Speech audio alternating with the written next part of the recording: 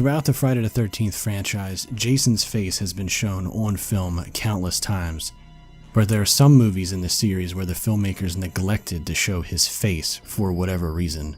In this series, we are going to dive deep into those films and show you what Jason did look like under his trademark hockey mask. Then we'll give you our opinion on where in the movie would have been a great spot for a Jason face reveal. Join us now for a series we are calling Jason Unmasked.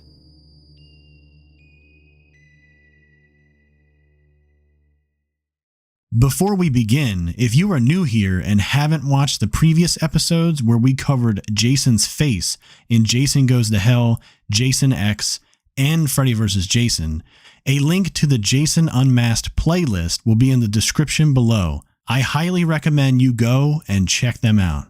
In this episode of Jason Unmasked, we will be covering the film Friday the 13th, 2009. Friday the 13th, 2009, released on Friday, February 13th, 2009. Side note, the 2009 Friday the 13th is just one of 5 Friday the 13th films to be released on a Friday the 13th. The others being Part 3, Part 4, Part 7, and Jason Goes to Hell. Friday the 13th, 2009 was directed by Marcus Nispel and written by Mark Swift and Damian Shannon. The film went on to gross a total of $91 million on a reported $19 million budget. In this installment, Jason Voorhees was played by Derek Mears.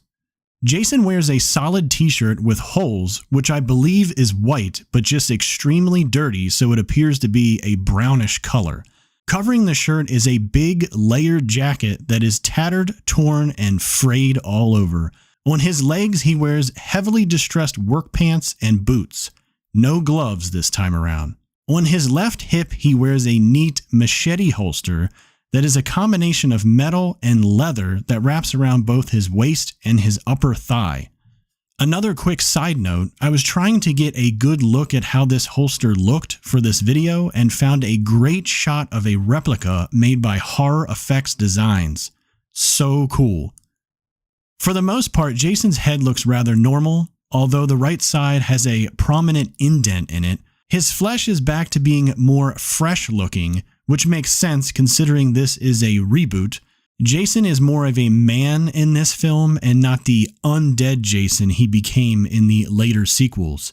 He has a big patch of blonde hair toward the back of his head, making the front side of his head more bald looking.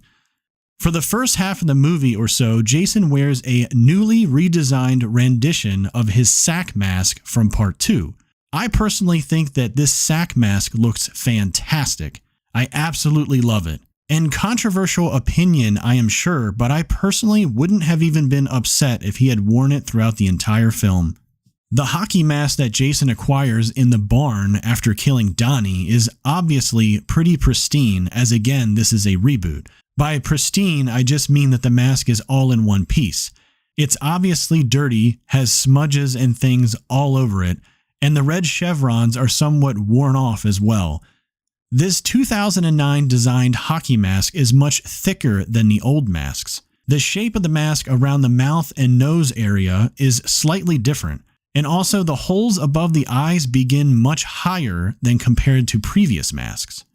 Friday the 13th, 2009 plays out its 97-minute runtime without showing Jason's face. There is a small glimpse of Jason's face when Donnie pulls his sack mask off. However, the attic of the barn where the scene takes place is dimly lit and you can barely get a sense of what Jason looks like. The Donnie character obviously sees Jason's face and reacts by saying, "That shit ain't fucking right, dude." But us as the audience really don't get to see much.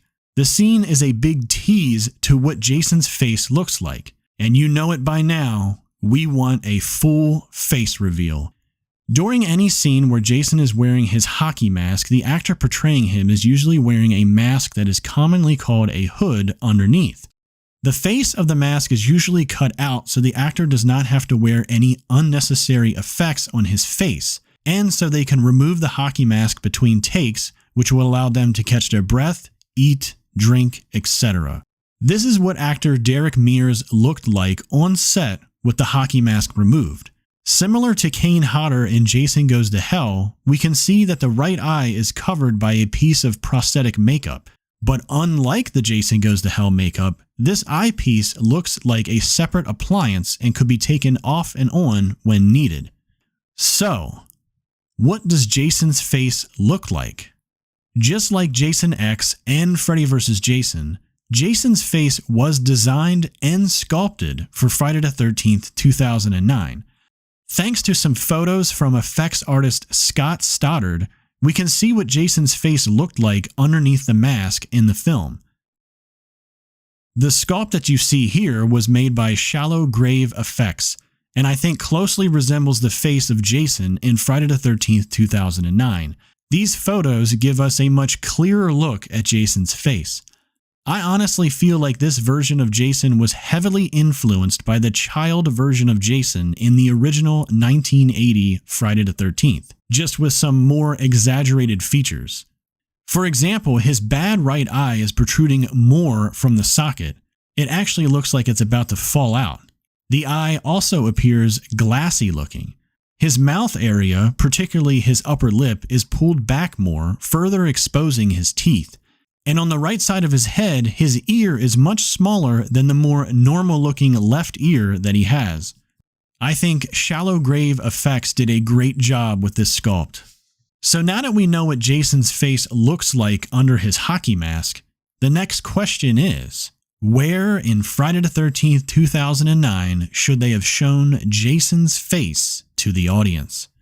By now, you're probably thinking I'm going to say that they should have just shown Jason's face during the scene with Donnie in the barn. However, you are wrong. I personally think the way that scene plays out in the final film is absolutely fine. The audience gets a small glimpse of Jason's face, but not a clear shot in all its glory. At the very end of the film, after Jason has fought with Clay and Whitney, they dump Jason's presumed dead body into Crystal Lake. There is a close-up of Clay kicking Jason's hockey mask into the water. After a few moments, Jason bursts through the wooden boards of the dock, grabs Whitney, and then the movie ends. When Jason's body was pushed into the water, he was maskless, but when he bursts through the dock to grab Whitney, his mask is back on. I think that this would have been a great spot in the film to reveal Jason's face to the audience. When he burst through the dock, he should have been unmasked.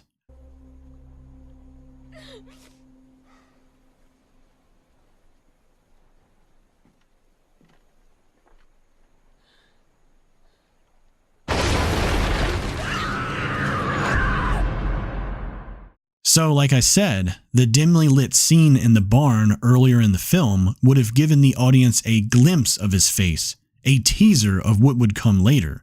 Then, during that last shot of the film, his face would have been shown in bright, sunny light for all to see. How would Jason get his hockey mask back after this reveal? Well, for this particular reveal, it wouldn't matter how Jason gets his mask back. After Jason bursts through the dock and we see his face in all its glory, he would grab Whitney and the screen would cut to black as she screams. Roll credits. With one minor tweak, Jason's face would have made a huge shock for the audience. It would have also kept the tradition of showing Jason's face at some point in the movie. Honestly, this last shot of the film has always bothered me. Am I to believe that Jason swam over to his mask and put it back on, and then swam back under the dock to get in place to burst through? Why even have Jason bother with the mask? This one shot in the entire franchise, and my frustration with it, is what spawned this entire Jason Unmasked series. I even tweeted to Mark Swift and Damian Shannon about it, and what they said back to me was amazing. Back in March of 2020, they tweeted, "Are there any questions about our Jason movies?" Which I responded with, "Was Jason always meant to have his mask on at the end when he bursts out through the dock? Would have been a great spot to show his ugly face, maybe even in slow-mo too." And guess how they responded? As a matter of fact, in the script, he was unmasked. The moment at the wood chipper was much more violent. The mask cracks a bit, blood and viscera spray on the wall, then, later, when he jumps up, no mask. I can't remember if we slow-mo or not, we wrote a few endings. There you have it, folks. Jason was supposed to be unmasked at the end of Friday the 13th, 2009.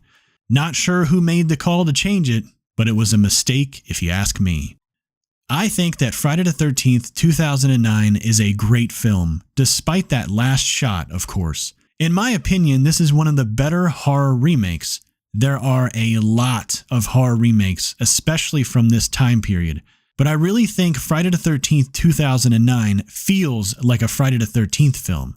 They didn't change a bunch of stuff or add any unnecessary things that would make it less enjoyable. For example, the producers of the film would go on to make a Nightmare on Elm Street remake a year later, and we all know how that turned out. I do not understand why we never got a sequel to Friday the 13th, 2009. The Rob Zombie directed Halloween remake got a sequel.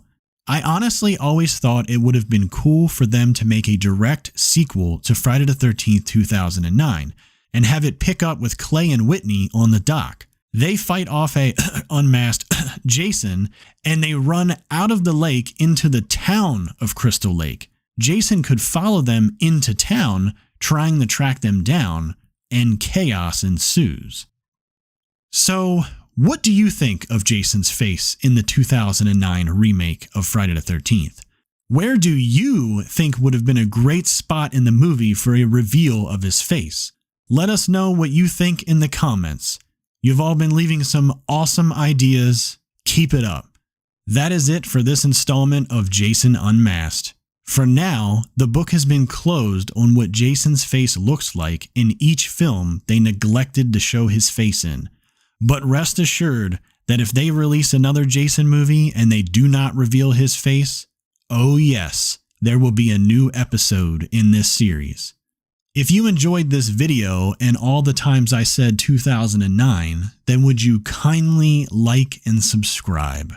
We would love for you to join us.